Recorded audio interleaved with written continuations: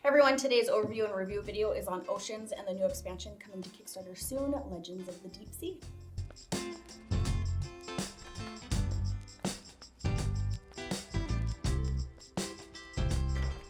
So if you're new to the channel, my name is Krissy and this is 2 Sheep, 1 Wheat. If board games are something that you're into, like this video and subscribe to the channel. We've also added members to the channel where we play all of our board games before I make videos on them. It is a great time over there. So if that is something that you're interested in, take a look at the link down below. So this expansion is going to Kickstarter very soon. Just wanted to give a big shout out to NorthStar Game Studio for sending me this copy. I will have the Kickstarter link down below so that it will take you there to take a look at it. So basically this expansion is adding asymmetric options to the game. So you get a chance of 4 cards, you get to choose one and pay the cost for it, and it just gives you some extra benefits, asymmetric powers. So let's go ahead and take a look at the table. I will go through Oceans as well since I haven't reviewed that on the channel. So I'll go over Oceans, how you play it, and how the expansion plays with it, what it adds to the game, and if it's worth it. So first I'll go over the components in the game and then we'll go over setup because there is a little bit to this game. So first of all, we have fish. I just have a 2-player game set up, so you're going to be playing with these fish only. Different player accounts will have different colored fish and you'll be using those. This is the reef, and then this is the ocean where you can kind of take fish from and bring it over into the reef. There are different zones and different things happen during the game once the zone has been emptied of fish. We have these species boards, so whenever you come up with new species, you'll be using this to place the fish on. We have scenario cards. These can be randomly placed out here and just different things that happen or trigger once the zones have been emptied. We have surface cards and we have deep cards. Deep cards can only be played after the first zone has been emptied. And to play these cards, you'll need to pay fish. We have bonus tokens, so the first player will end up with a bonus token. We also have a screen to hide how many points that we have. Fish in this game are points, so once your fish have fed, you're going to take off the fish and you're going to place it behind your little screen. You don't want anybody to know how many points you have because at the end of the game, whoever has the most fish has the most points and who wins the game.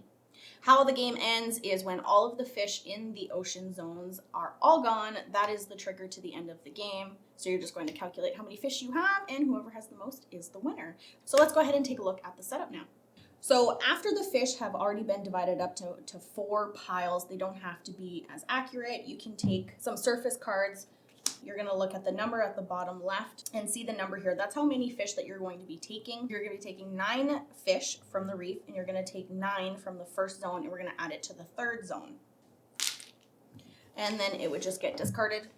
Then every player is going to get 6 cards. This is going to be your deck hand, and these are going to be the cards that you're going to play with. You have to reveal 2 deep cards. Now again, you can purchase these anytime, but you can only play them whenever the Cambridge explosion comes out, which triggers whenever all of the fish from zone 1 are out.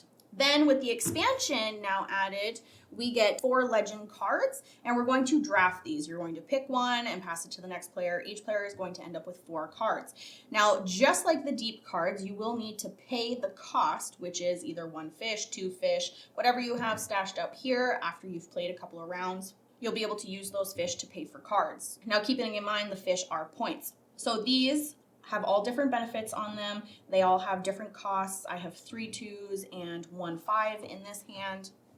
And then I have 2 2s, a 3, and a 1. So again, these are all different powers that you can have. When you're playing the game, you can play any of these. You can play only one, and you can have it there until you pay the cost for another card. If you pay the cost for this one, you can move your fish into any of the zones or into the reef by paying the cost.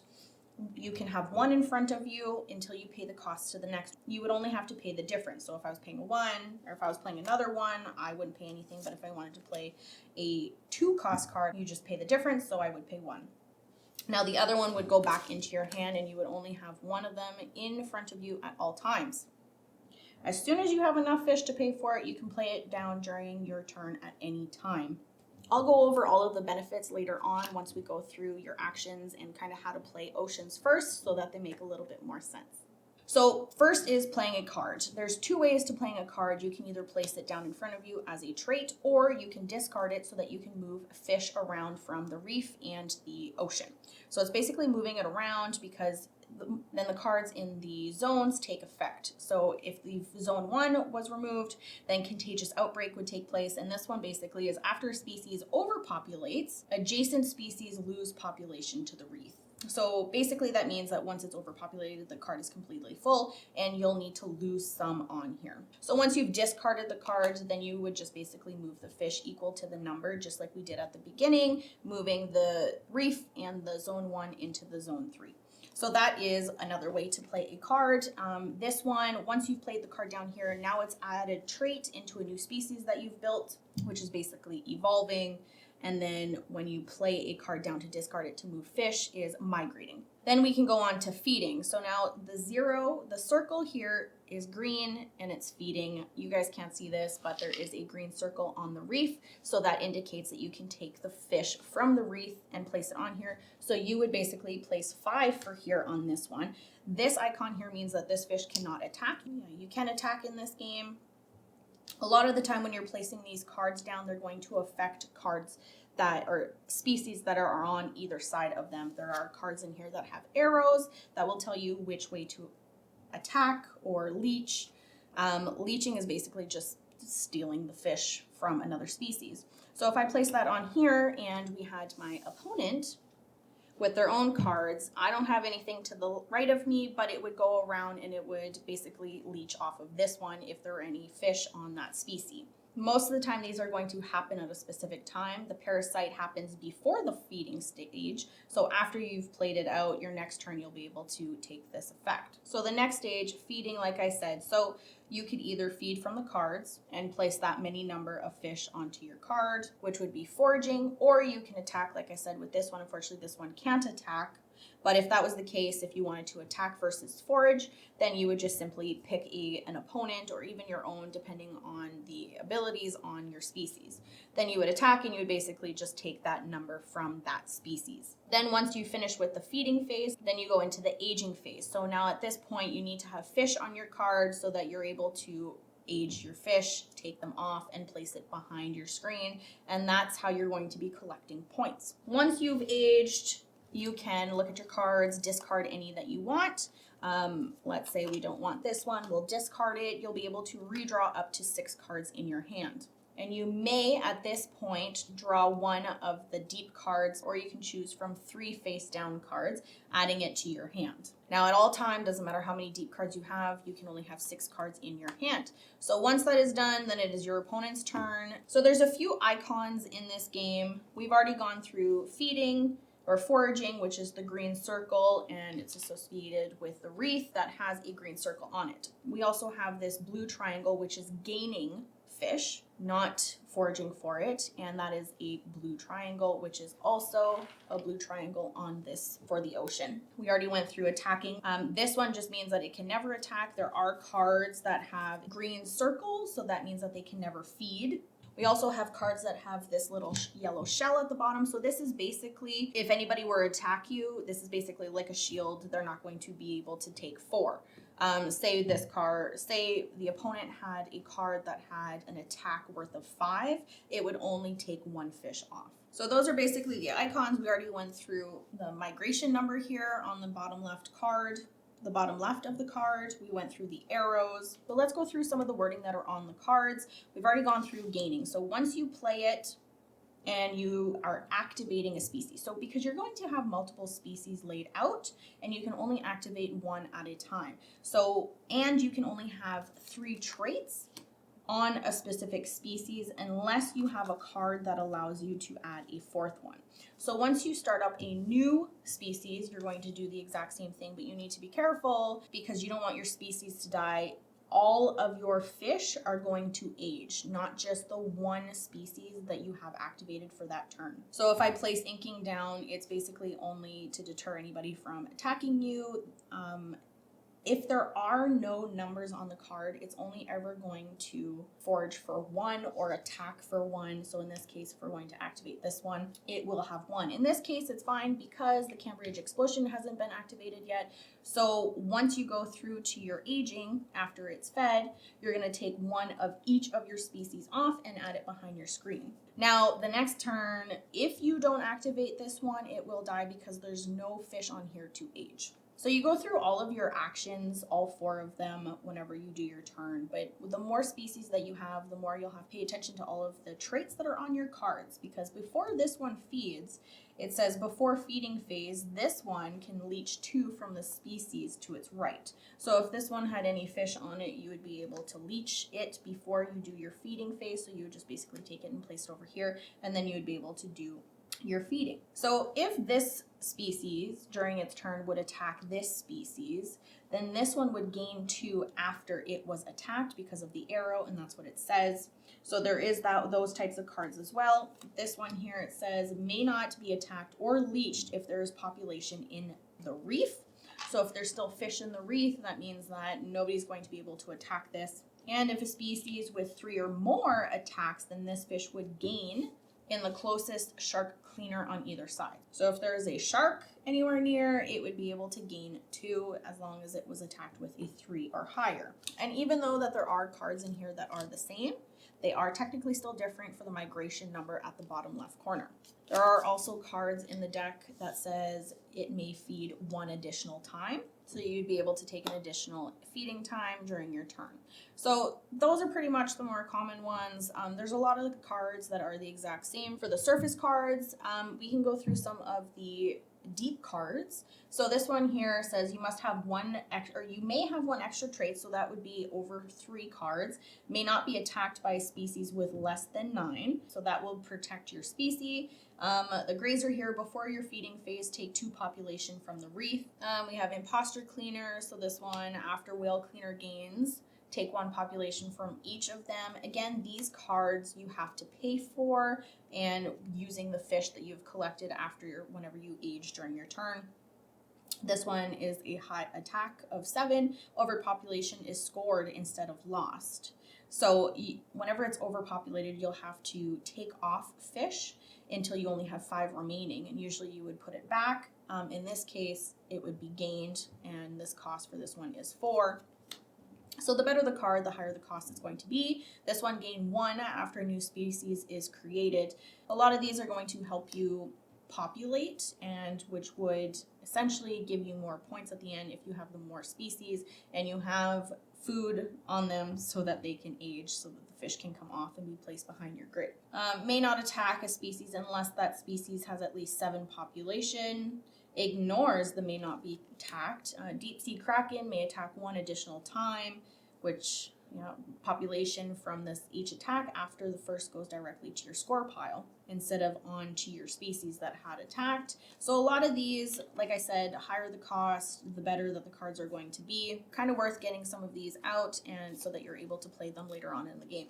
So that is basically how you play Oceans, really just paying attention to all the traits on your species so that you're remembering to collect everything that you need to collect. Now we'll go over the legend cards and a little bit more into detail about the script that are on those and kind of when to play them and how they work just a little bit more.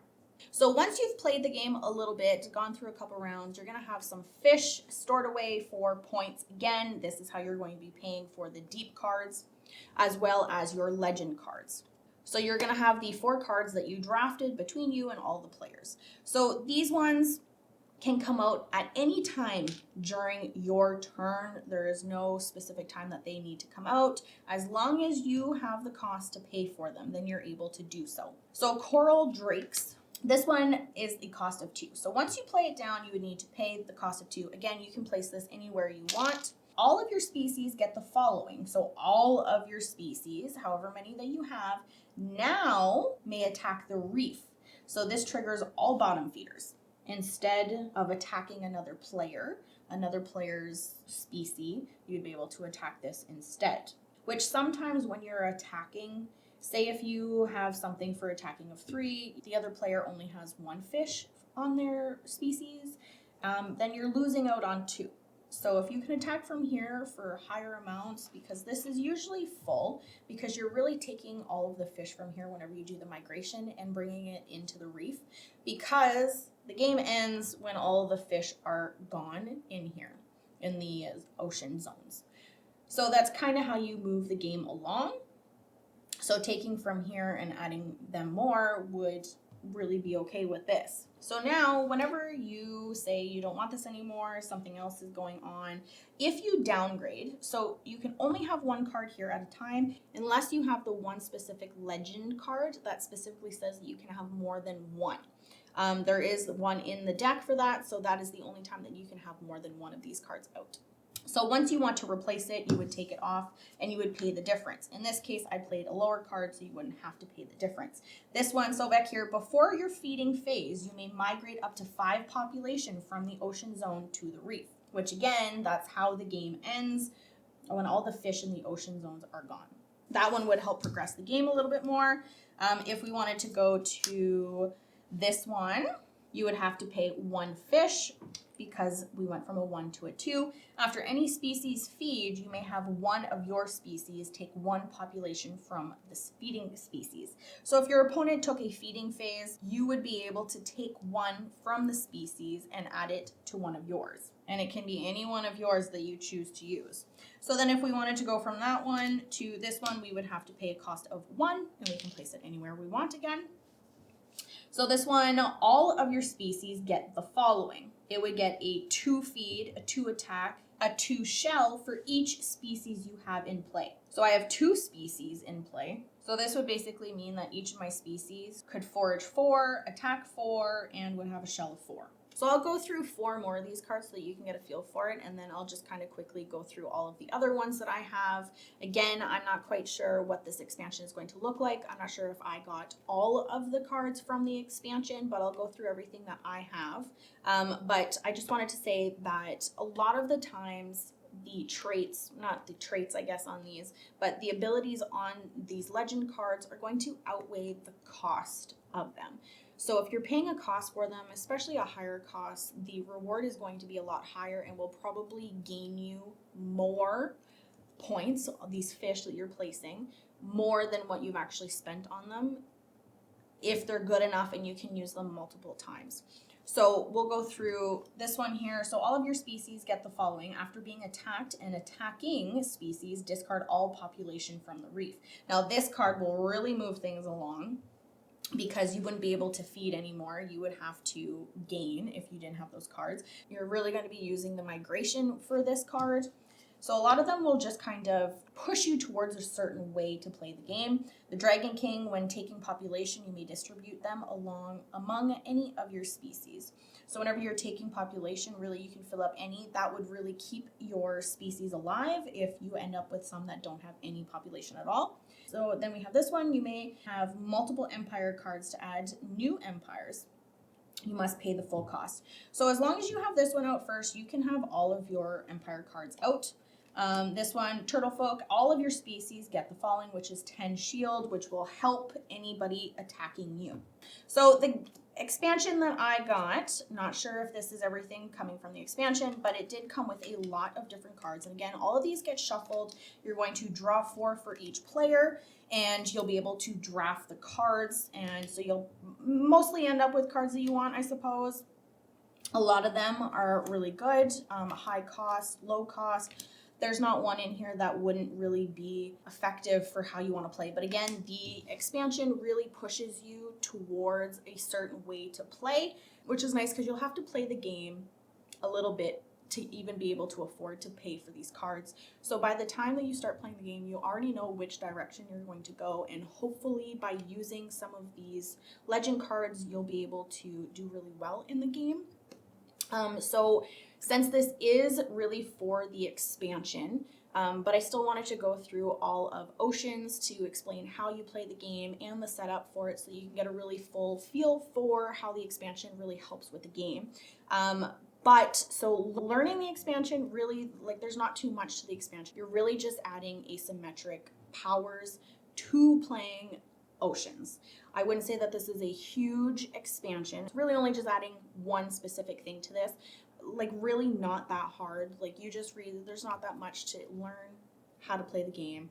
And because if you've already played Oceans, then you really understand the traits that are on there and you understand what's going on. And I think that having the available, you have 4 of them that are available for you to use, so it can really push you towards a way to play the game, whether it be an attacky, whether it would protect you with the shells so that nobody else can really attack you, or it lets you feed a certain way, or it lets you migrate a certain way. It's all different abilities that you can play during this game when it's still kind of the same whenever you're playing a species and you have all of the traits in it, but you're limited because there's only 3 different traits that you can have on a specific species. So I think this just really adds an extra little bit that you can play the game. I think it really suits the look of the game. The artwork on here is really, really nice. Obviously still to theme. It's just kind of a little bit more of like cooler creatures, like people, different creatures, but ocean creatures. So I think I really like the artwork in here. It is, I think, a little different than what the base game actually has. It might be a little bit darker, kind of like the deep cards to me.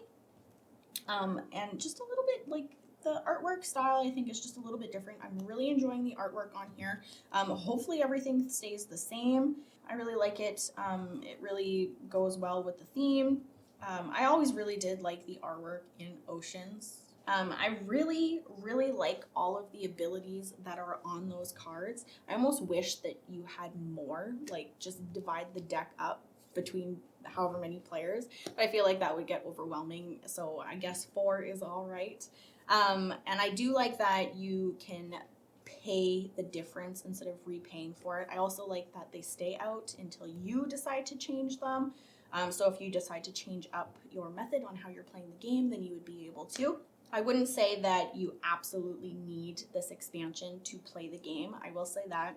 I do enjoy adding asymmetric abilities to the game though. As an expansion, I think it just kind of gives the game just a little bit more. So I do enjoy the expansion. I'm glad that I got the expansion, and I don't think that I would play Oceans without the expansion, just because I enjoy when an expansion adds asymmetric abilities. And a big thank you to them again for sending this expansion to me to try out.